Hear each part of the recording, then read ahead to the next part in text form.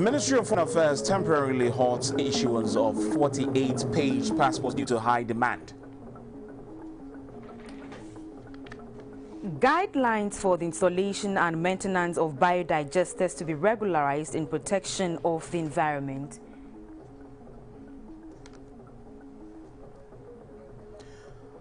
A bridge over the White Volta needed to residents of Daboya to facilitate economic development. And on the foreign front, more than 160,000 civilians in southern port city of Mariupol struggling to survive after weeks of bombardment by Russia.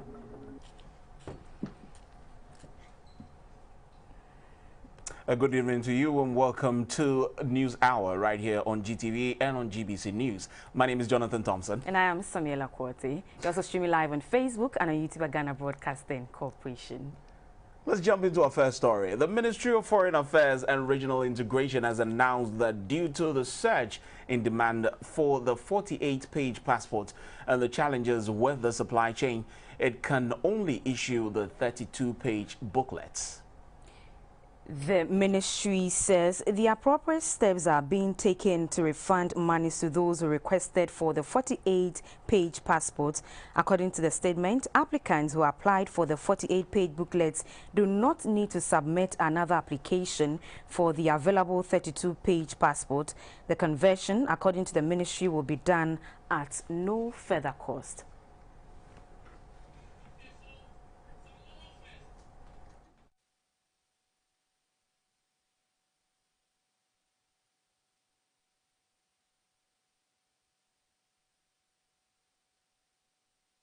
Now, commercial drivers in Techiman, the Bono East regional capital, says that 15% per litre reduction in fuel prices is not enough. The drivers who spoke with GBC News at the Progressive Transport Owners Association station say if government does not drop the prices of fuel at the pumps any further with immediate effect, they will have no option than to adjust transport fares upwards. In the last few days, prices of petroleum products have gone through the roof. Diesel is currently selling between 10 cedis and 11 cedis per litre, while petrol has crossed the 9 cedis mark at some fuel stations. This has pushed up prices generally. From the recent report released by the Ghana Statistical Service, petroleum and food prices are the major driving forces of inflation in Ghana in recent times. In an interview with GBC News, the vice chairman of Protua branch in Techiman, Mr. Menu Asamoah, said even though the jump in fuel prices is affecting their operations, they cannot take the law into their own hands and increase transport fares.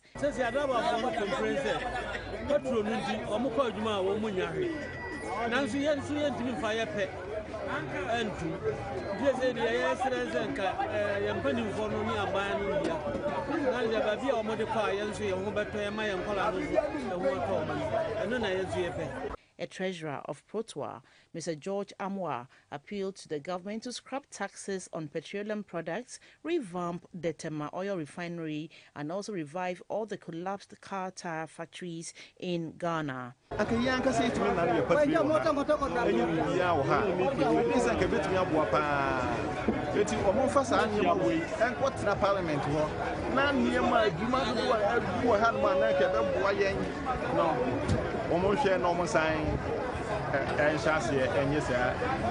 A driver, Mr. Kwame Redu, appealed to the government to reduce the fuel prices to help them stay in business.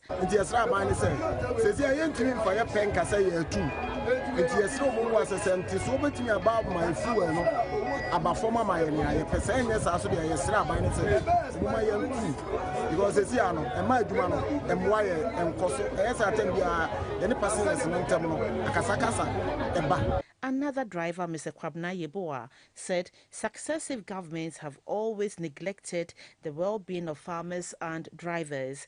Finance Minister Mr. Ken Oforiatta announced that fuel prices are expected to go down by 15 pesos effective April 1, 2022.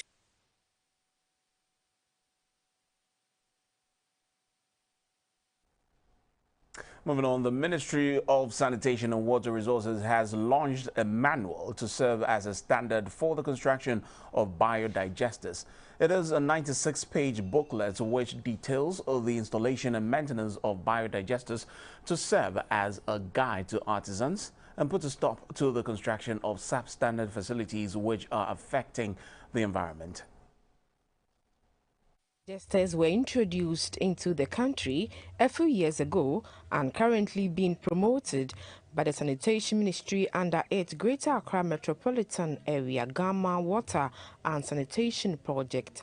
Here, government provides subsidies to construct the facilities for households in low-income communities.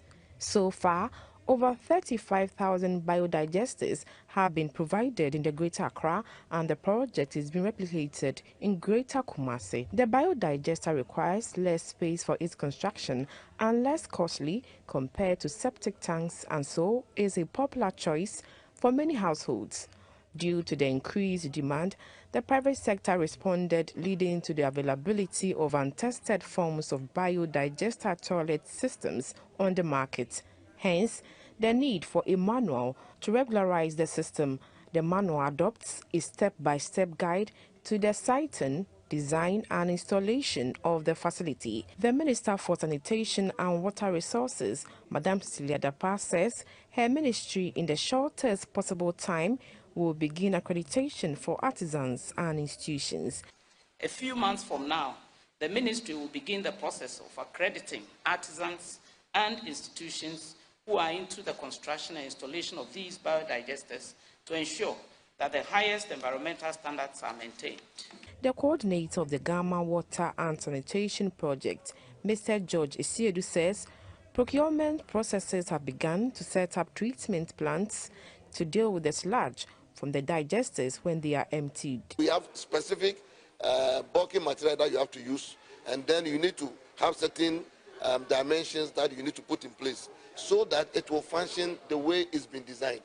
If you just build it anyhow, it might not function. And it's also suitable for places where the soil is very permeable, where the effluent can go into the soil. The Ministry of Sanitation and Water Resources hopes the manual will help provide improved and sustainable toilet facilities which are environmentally friendly. The highest decision-making body of the Convention People's Party, the Central Committee, has interdicted Nanaya Achimpim Jantua, the General Secretary of the CPP. Speaking at a media briefing in Accra, the Communication Director of the party, Sylvester Sapon Soprano, confirmed the interdiction of two other national leaders of CPP, the first Vice Chairman, Onzin Nkrumah, and the National Youth Organizer, Osei Kofi Akwa, effective Friday, April 1. According to the highest decision-making body of CPP, the actions and inactions of the trio contravenes the party's constitution and defeats the terms of reference as dictated by the court. The interdicted national executives are to appear before the disciplinary committee of the party.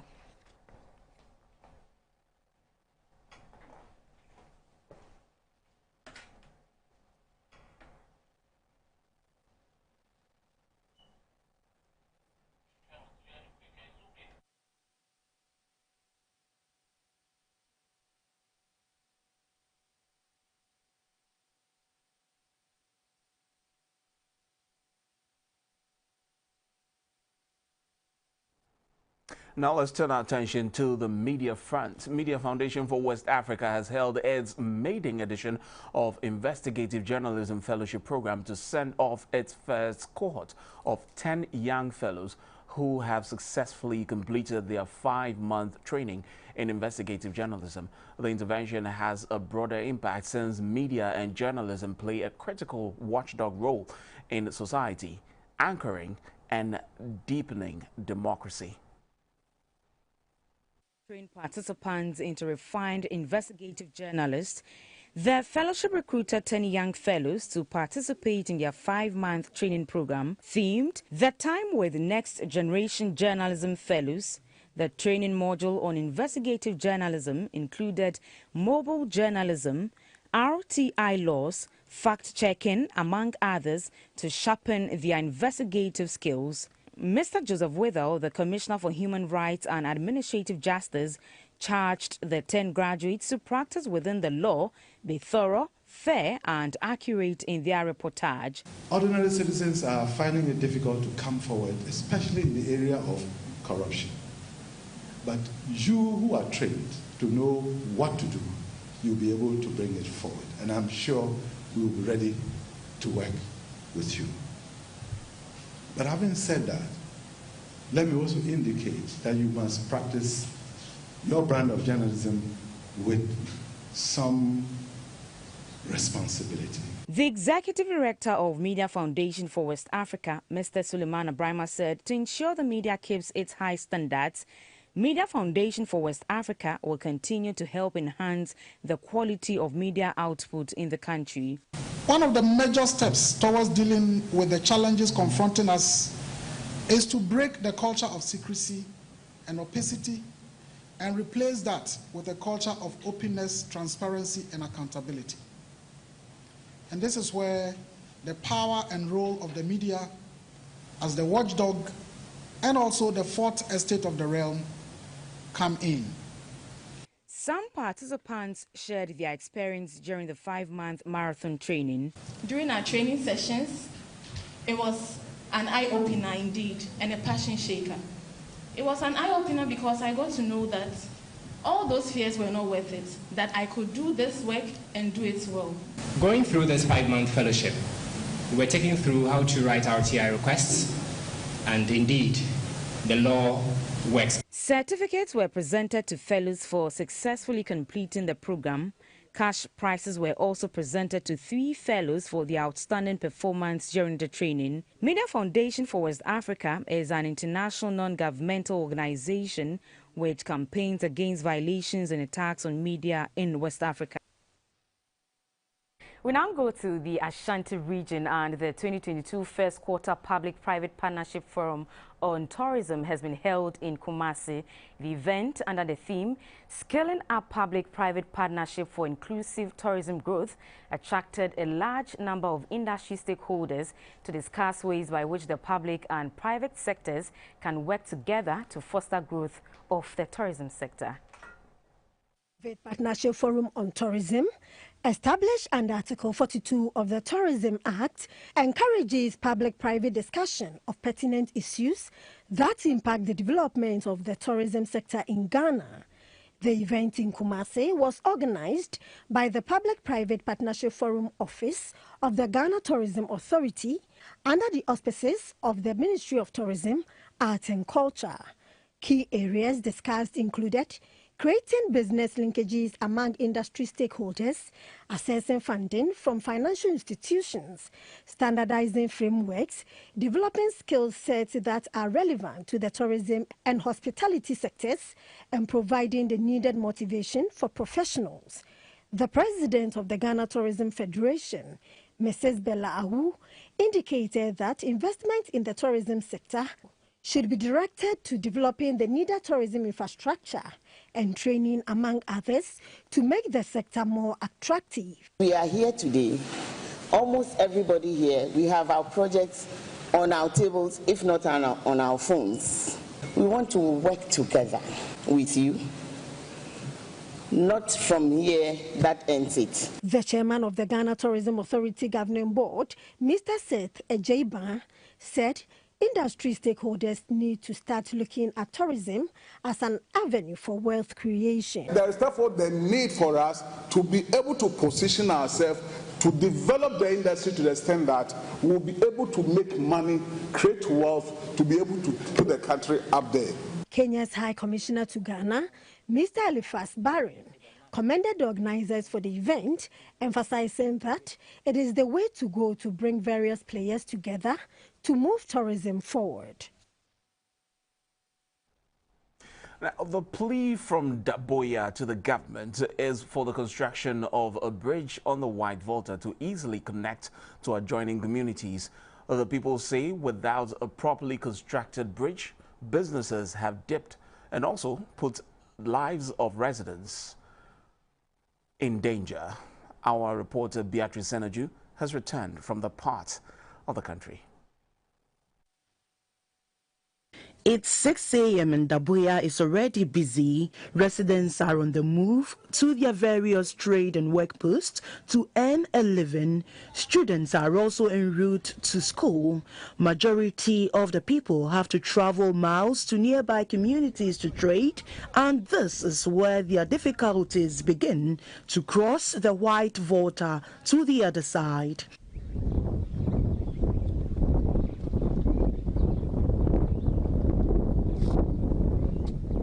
This particular road has been divided by the white water, which connects Dabuya to Sinsina, Kabal, Go, Kito, and Pendu.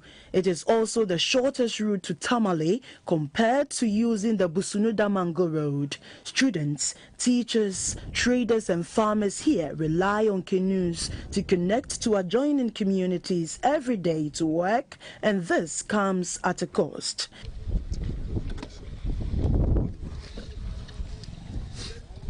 Even though residents admit there have been a number of accidents in crossing over to the other side, none of the people I came across on the canoe had life jackets on. This raises an issue of prioritizing safety on the river. Buakpo Achu lives in Sisipe. He crosses the river every day to Dabuya to school. When someone is going to give birth, you will not get a better place to lie down comfortably. Then they can send them there. He will be suffering. So when we get bridge to support us, it will be very good. Not only are students and traders affected by the non-existence of the bridge, health officials also feel the heat. In times of emergency, some patients, especially pregnant women, referred to Tamale to access health care, sometimes die due to the distance over which they have to ply the bad roads and the delay in crossing the river. These residents say the situation is dire and requires urgent attention. These canoes, they are no good, and we are going inside the water. When rain is coming, you cannot go inside. When someone is nowhere, they want to send them to Tamale, and it's rainy season. They will just wait before the rain. And when they just wait, and the person dies. Anytime any government was to come here, when they come, they will just come and promise us that they will do the bridge for us. And then we are praying for them to come and do the bridge for us. Because as we're here, we are always suffering. This road to Tamale is very short. Passing the other way around is a very long journey. So if we should get a bridge here, it will go a long way to help the community, because there are a lot of people here who are farmers. They have to transport their farm produce to Tamale. Benaperua Sumbori, the first of the Wasipe traditional area of Dabuya, is calling on government to come to their aid. If there is a problem on the Bolga road, and you just take Tolong and you come here, you will be in Bolga faster than somebody who started from Tamale. It's very short from here. So this bridge is going to link Upper West, Upper East, Northeast, and the rest of Ghana very, very fast. Remains of the already broken down bridge, which in the past made travel easier within the enclave, still remains on the side of the white water. According to the assembly, a contract has been awarded to repair the Dabuya bridge soon. The question from residents is, how soon will this bridge be ready for use? It is the major link between the districts and the regional capital. That is one. If you look at the Busunu route, it's going straight to the Dabuya River. The river is going to be constructed to link that here to Tamale. The reason why it is important is that through Dabuya, through Tolong to Tamale, remains the only comfortable alternative to the north from the south, in case Yape and Bupe breaks down. Very soon, contractors will come to site to start the construction of the the Daboya Bridge. The people of Daboya pray fervently that help should come soonest from central government to construct the roads and bridge. They are optimistic that the bridge will open up their town to many business prospects, which in turn will raise living standards of their people. Beatrice Sanaju, GBC News, Daboya.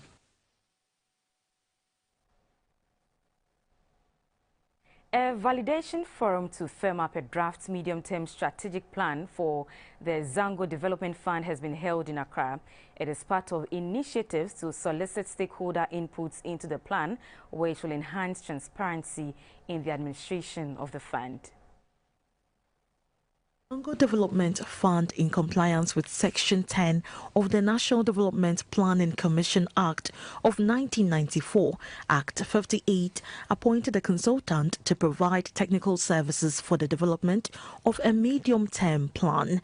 To ensure a participatory development of the plan, the forum was organized to collate the inputs from stakeholders to enhance the institutional ownership of the strategic plan, as well as ensure the achievements of its objectives and targets. The Technical Economic Advisor of the Office of the Vice President, Dr. S.K. Crimpin, said the fund has moved from being a campaign promise to an institution and urged stakeholders to help streamline its activities to give true meaning to enhancing development in Zongo communities nationwide. At the end of the day, whatever decision that will be made, whatever validation that will be done, the final document will be a working document that will be implemented.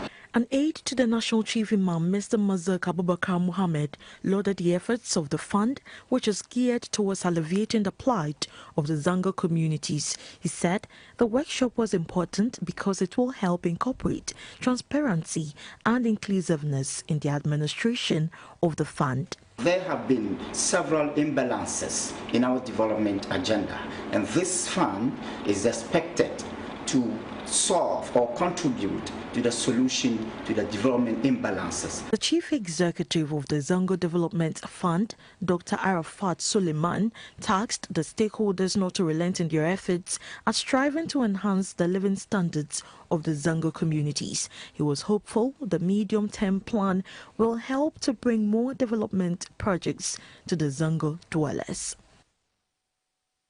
Now let's turn our attention to Apiati. The Apiati Support Fund has received a check of 50,000 Ghana cedis from the Ghana Institution of Engineering. The donation is to help with the reconstruction of the community and the restoration of livelihoods. The gesture forms part of the institution's week celebration in Accra. The president of the Ghana Institution of Engineering, Reverend Professor Charles Anum Adams, during the presentation, said upon request from the committee members of the Apiati Support Fund, the GHIE did not waste time in mobilizing funds to help a community devastated by an unfortunate incident. Reverend Professor Adams hinted that his outfit was ready to support the community beyond the monetary contributions. The Ghana Institution of Engineering has also promised to assist students from the community who want to learn STEM or robotics to become engineers. The chairman of the Apiati Support Fund Committee, Reverend Dr. Joyce Ayi, acknowledged the gesture. She added that the institution has shown the way by giving such a hefty amount mobilized within a short time. She maintained that the committee's terms of reference is to solicit for sufficient funds and ensure that the funds are disbursed with integrity and transparency and give the community a sustainable livelihood. Now, in our special report today, we focus on akpele, a favorite food of the Ewes. Akpele is synonymous with banku or boiled corn dough. However, the name takes suffixes depending on what it is made of. So, for instance, ewo kpele means akpele, or banku made of ewo or corn flour.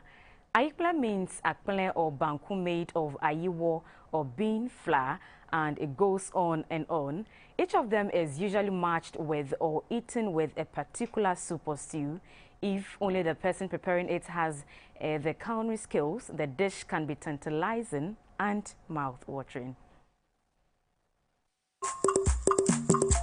Akplen is a favorite food of the Evers. It comes in different forms: a wokplen, a wadami, agbalimokplen, amokplen, ayikplen, and jenkplen. In Ever, a wa means corn flour and agbalimo means cassava dough. A wokplen, a corn-made food eaten mostly by Evers, is prepared only with water and corn flour with the aid of heat. The cooking technology differs from individual to individual. Some start by heating the water and adding a little of the flour. As the mixture develops into a light porridge, the corn flour is introduced. It is stirred until it solidifies. Others prefer to heat the water and add the corn flour when the water begins to boil. A wokplen is considered a very healthy food because it is very light and doesn't weigh on the stomach. It is usually eaten with fetridechi or okra soup, abobitadi, or dry and roasted anchovy stew, or simply tomato stew featuring the popular Kata schoolboys. A wokplen is also eaten with akpadechi or tilapia soup or some other soups. A wadami, on the other hand, is simply a boiled mixture of corn flour and cassava dough. It is gaining more popularity of late because it is also not as heavy as the traditional corn dough banku, which is eaten by different groups of Ghanaians. Ayikplen is a boiled bean flour, just like the wokplen, except that the base ingredient is bean instead of corn. The boiling technology is similar to that of a wokplen. Jenkplen is simply a boiled mixture of corn flour and soup, usually palm nut soup. Preparation employs similar boiling technology.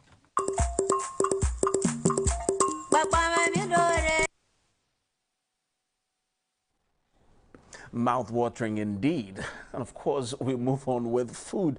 It is an important tool in many African kitchens. Your best bet in the preparation of meals like banku, kokonte, porridge, among others. Despite advances in technology and rapid innovation happening around, the ladle has no perfect replacement yet.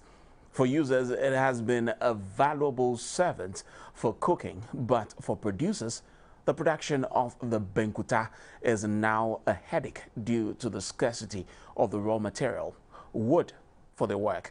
From Kona, our reporter Clara Mlano understudied how this item is produced and the best alternative available. Amidria is the best for producing this valuable kitchen material, the ladle.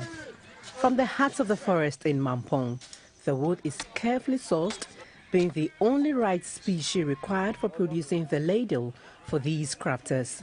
Cutting the wood from the forest to this center, it is then divided into 4 parts, then into smaller parts, perfect for shaping.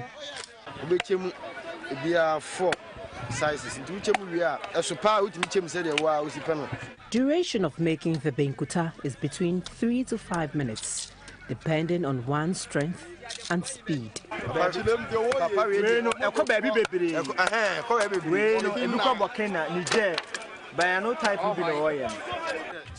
The benkuta or ladle comes in 2 shapes, a square or round.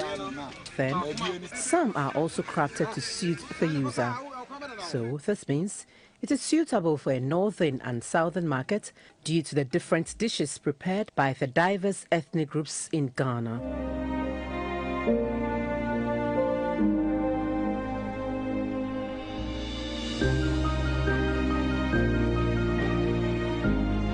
Aside serving the Ghanaian markets for the past 20 years, these men also produce for clients and customers in Burkina Faso, Niger, Togo, and other African countries.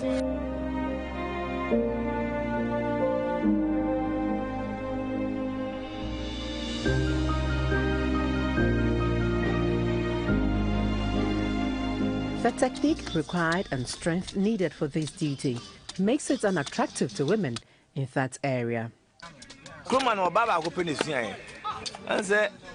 Only one woman learned it in this town.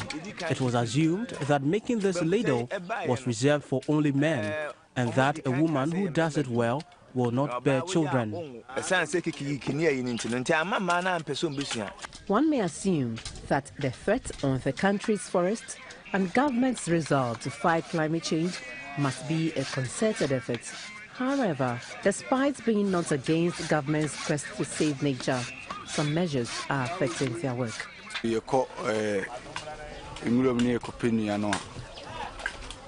Forestry problem We find the wood from the forest, and the commission's officials always give us difficulties over documentation. They sometimes seize our wood and collect monies from us.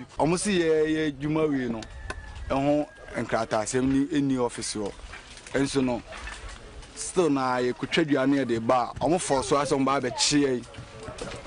Ajiji and who's scanning at the says he had here once a waiting. Getting a wood is difficult, and the police officer's attitude don't help. Approach for to do Macau.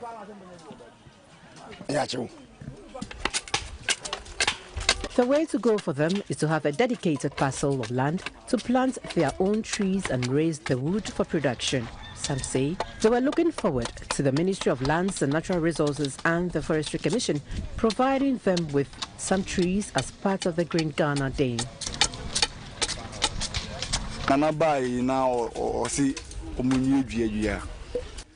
This president asked us to plant more trees, and we wish our own species for this business will be given consideration.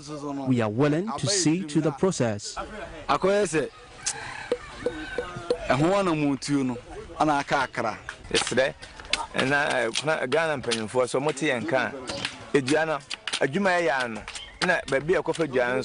We appeal to authorities to intervene with the Forestry Commission on our behalf to make it easier for us to source our raw materials, even if we have to pay.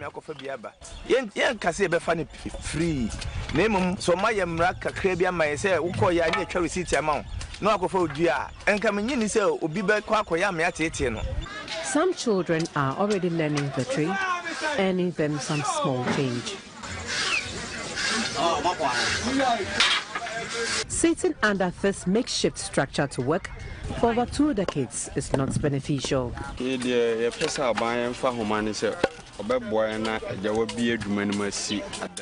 If government can construct a permanent structure for us to shelter us from the weather, we would be grateful.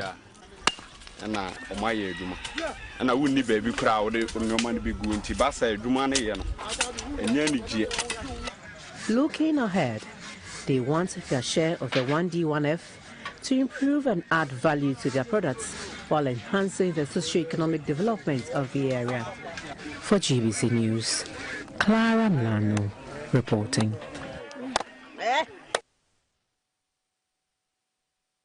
GBC's FM station in the Western region, Twin City Radio, has launched a program to promote Ahanta, the language of the indigenes of Sekondi Takoradi and its environs. The Ahanta language seems to be extinct as most of the indigenes speak Fanti instead. Twin City Radio launched the program in collaboration with the Western Regional Branch of the Center for National Culture and the Love for Ahanta project. Takoradi, it is rare to hear indigenes speak Ahanta, the original language. It is said that visitors in the metropolis hardly believe that the widely spoken Fanti is not the indigenous language of the Ahantas. It is against this background that the Western Regional Director of the GBC, Mr. Alfred Osmond Hughes, in consultation with the management of the corporation, decided to use the FM station to revive the Ahanta language. The event, which was held at the forecourt of the Twin City Radio, was also to climax this year's celebration of the Heritage Month. Mr. Alfred Hughes said the attention being given to the Ahanta program on Twin City Radio's network is in line with GBC's mandate to promote and project national culture, which includes the various Ghanaian cultures, norms, customs and practices. Per its location, it is incumbent on Twin City Radio to promote the Ahanta language, which is the indigenous language of the people within the Sekondi Takoradi metropolis and the Ahanta West municipality. The Ghana Broadcasting Corporation, the only state media in respect to electronic media, is mandated to gather and disseminate information to the mass media in the most responsible manner. This is a change which the Director General of the Ghana Broadcasting Corporation, Professor Amin Alassane, is most enthusiastically attuned to. It is for this reason and purpose which we are gathered here today to outdoor the newly created, brand new and fresh Ahanta program titled Progress of Ahanta People. The Omahene of Esikado traditional area, Nana Kobnanketia, said language is one of the most important parts of any language, and that for a culture to be understood, lived and passed on to succeeding generations, much depends on the use of that language. Nana Kobnanketia, an Ahanta himself, said he cannot speak much of Ahanta, but supported the need to put it back on radio as a first step to getting the indigenes to identify with it. He said language helps a group of people to communicate with one another, build relationships, and create a sense of community. Good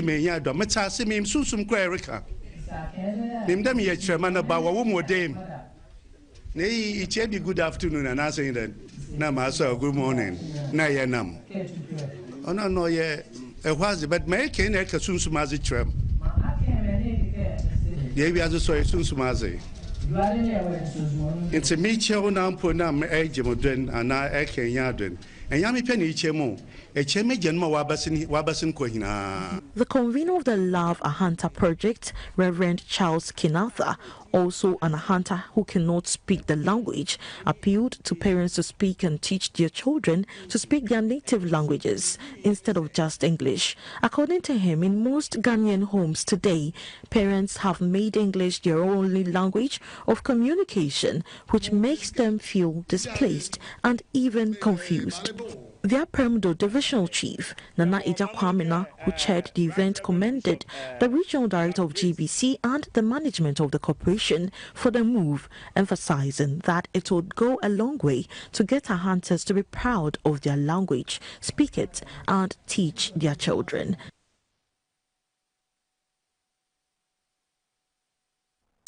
On a rather sad note, the remains of a former head of news at the Ghana Broadcasting Corporation, Mr. Emmanuel Kwesi Safo, have been interred at Asante Achim in Nadieso in the Ashanti region.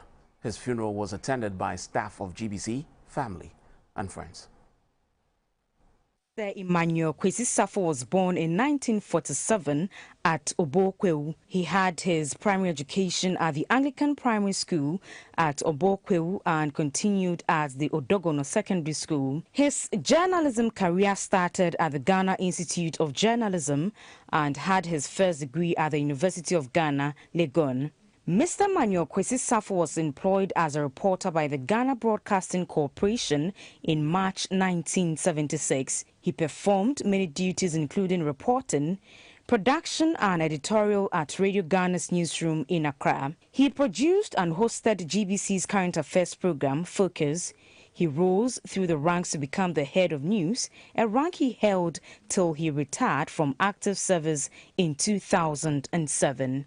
The Eastern Regional Chairman of the Ghana Journalists Association, Mr. Maxwell Kudeko, described Mr. Safo as one of the most brilliant, outspoken, assertive, principled, and a courageous journalist. His remains has since been interred at his hometown at Asante Achim Nyayeso in the Ashanti region. He left behind a wife and 5 children.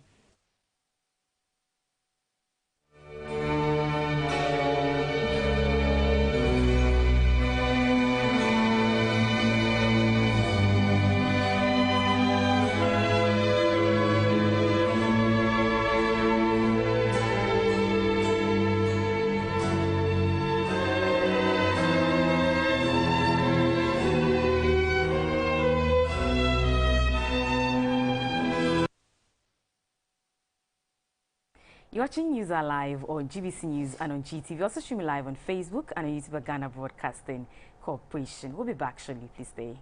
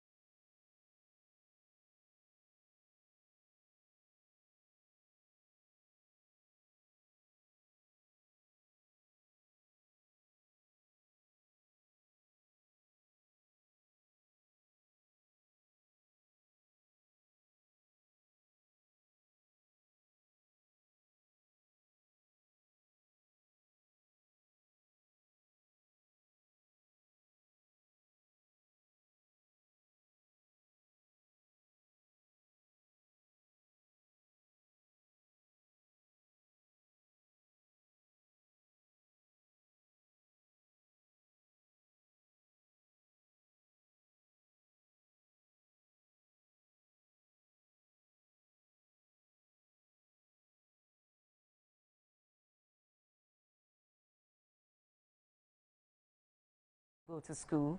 At the Makola market in Accra, traders complain of low sale despite the demand. They say that price has gone beyond the affordability of many customers. Boxes, books, standing brooms, uniforms, and in some cases rakes. The 2022 group of senior high school students are set to start school on Monday, April 4, 2022. This is the Makola Market in the Central Business District, a hotbed for the sale of student essentials.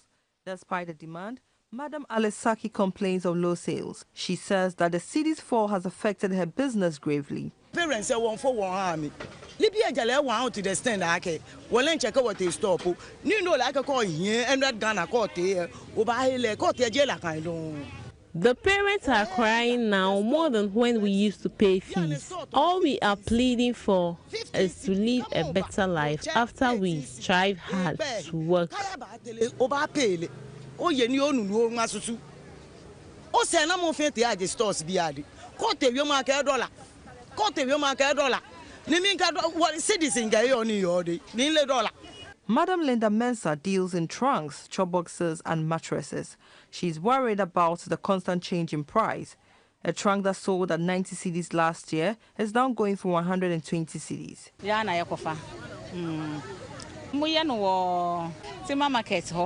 I get my goods from timber market. The transportation is costly, and this is the reason why things are expensive. The Ghana cedi is beginning to show some marginal recovery. It is the expectation of parents and traders that the general macroeconomic situation improves to ensure stability in the price of the items the awards so much need. A former member of parliament for Tamale Central, Mr. Inusa Fuseni, says the chance of getting the Electronic Transfer Levy Act 2022 Act 1075 reversed is very slim. The minority in parliament dragged the Attorney General to the Supreme Court, challenging the passage of the e-levy over the alleged lack of voting quorum when the e-levy was passed. But the former roads minister and his co-panelist on Weekly Press Review wants the minority to instead focus on ensuring prudent use of the proceeds. What I know is the practice in Parliament. And the practice in Parliament, as I have seen, for my 15 years in Parliament, no speaker has ever invoked the quorum. Somebody has to invoke the quorum. And nobody was there too. And nobody invoked the quorum. They missed the And immediately, in my years in Parliament, if the quorum is not invoked and decisions are taken, that decisions will be deemed to have been regularly taken. The going to court is good. I'm not saying it's not good. It's good. I'm just saying that the chances of success is slim. I'm not saying it's bad. It's good. It's good because it's going to help our parliamentary democracy. This is Abdullah's case. We disagree with the decision of the court, but it's good. Why? Because MPP is not going to stay in power forever. One key thing is they've held government more accountable in the sense that now Finance Ministry agreed to use the consolidated fund, which was not the case when the bill was initially provided. And in addition, the role of the Ghana Revenue Authority is so clear, and it wasn't the case before. So I really think that there are two things. I'm in love with Finance Minister for, backing down and agreeing to these concessions. And then I'll give a plus to the, minority for pushing hard for these things. And that is that bit that they should have come out truthfully to Ghanaians and said that, listen, in as much as we oppose, we've been able to make these gains. And these gains are monumental. Now, in our final business story, under a collaboration with the United Nations Educational, Scientific and Cultural Organization, UNESCO, the Ghana Investment Fund for Electronic Communications, GIFEX, is rolling out a project with a target to equipping women in the informal sector in rural areas with knowledge in information and communication technology. 80 women entrepreneurs from Mahian in the Ganwes Municipal Assembly are the latest beneficiaries of the project code named ICT Skills for Entrepreneurial and Women Empowerment Initiative. ICT Skills for Entrepreneurial and Women Empowerment Initiative was launched in 2019 to expand the digital capacities and benefits of ICT to women in the informal sector in rural areas. 400 women, including traders, hairdressers and seamstresses from Brekum, Asankregwa, Esumura and Goso were the first beneficiaries of the first phase of the project. For the second phase of the project, 240 women entrepreneurs were trained. Each group consisted of 80 women entrepreneurs from Manhia, Krachi, Chumuru and Abetifi. They were taken through basic ICT and entrepreneurial skills in order to participate in the digital space and enhance their businesses. The Queen Mother of Manhia, Na Sakwa, commended the initiative for bringing ICT to the doorstep of rural women. The Program Officer for Communication and Information at the Ghana Commission for UNESCO, Ms. Joan Ejokum Nsua, reiterated UNESCO's resolve to support initiatives that provides access to information for all through ICT. This project, funded under the UNESCO Participation Program, is a bold step in ensuring access to information and benefits of ICTs to women and girls. Indeed, it has proven that any benefit to women ultimately benefit the entire family, and we hope this initiative will have similar ripple effects. The administrator of GIFIC, Mr. Prince Sefa, said since 2017, about 5,000 girls and teachers have been trained in basic ICT skills and coding. He said with the knowledge acquired from the ICT Skills for Entrepreneurial Women Empowerment Project, the women can actively participate in the digital economy. The purpose of this program is to bring ICTs within reach of rural and underprivileged groups as a potential vehicle to train disadvantaged girls and women to acquire literacy skills, numeracy skills, entrepreneurial skills, and more importantly, to help the unemployed start their own business with the assistance of technology. 80 women in the informal sector in Wale Wale will also receive training under Phase 2 of the project.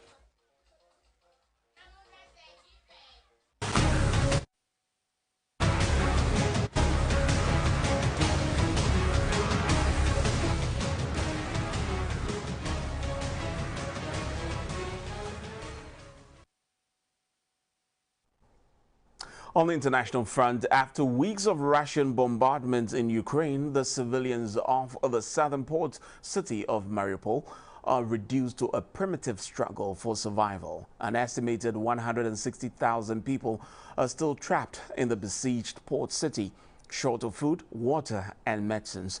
They are sheltering in cold cellars and bombed out